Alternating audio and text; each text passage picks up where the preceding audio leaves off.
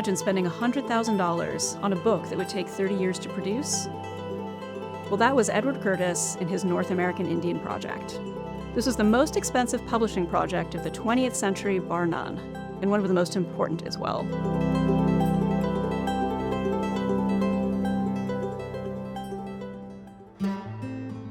Sotheby's is presenting a complete set of Edward Curtis's The North American Indian. It comprises 20 volumes of photographs and 20 volumes of text, including over 2,000 photographs, portraits, landscapes, everything rendered in crystalline detail. The project was started in 1907 and completed in the 1930s.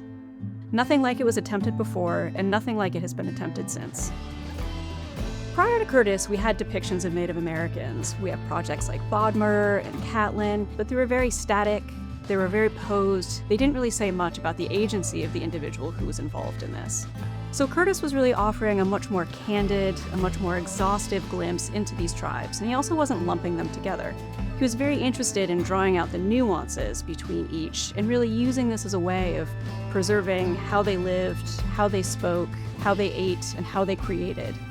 By the time Edward Curtis begins The North American Indian in 1907, he's already an accomplished and established photographer. He spends the next couple of decades devoted to this project. It nearly breaks him, it nearly kills him. When he ends it in the early 1930s, he is spent, both physically, emotionally, and definitely financially.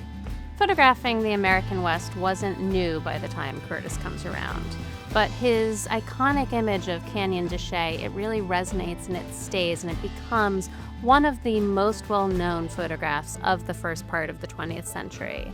One of the most haunting portraits from the series is that of Chief Joseph.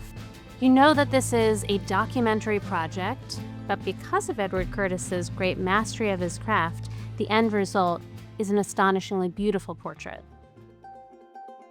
So this to me feels very modern, and I'm not quite sure why. I love the fact that when people were collaborating with Curtis, even if they were coming in for a very formal portrait, they still had some agency.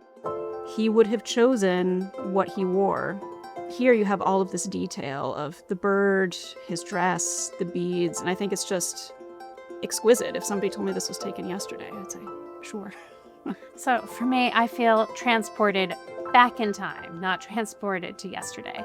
This feels so very much set almost in the 19th century. I completely agree with you that it does feel like it's rendered with such clarity that you would think it was made with a modern camera of today. But even the tool that Curtis was using has its basis in earlier photography. But one photograph that I do feel is incredibly modern, could have been made, should have been made yesterday, is the bear's belly. Just look at the detail that you get on the bear's fur. And then he, the sitter, he's making direct eye contact with you. You can see just the three-dimensional quality, and he's really holding your gaze with such conviction and strength. This is a portrait that would rival any great photographer today. In today's money, it would have cost hundreds of millions of dollars to produce. It took over 30 years, and if you wanted to own a copy, it would have cost more than a year's salary, about $3,000 then. There's a reason this project was so expensive. Research assistants, ethnographers, photographic technicians, even printers, they all traveled with Curtis across the American West for nearly 30 years. It took a lot. One of the things that's truly extraordinary about this set, very few survive. So when Curtis set out on this project, he was going to produce 500 complete sets. Only about 257 of them were produced, and only 157 of those survive. Many ended up in institutions, and they have stamps on the plates. They're in rough condition because they've been handled for a century.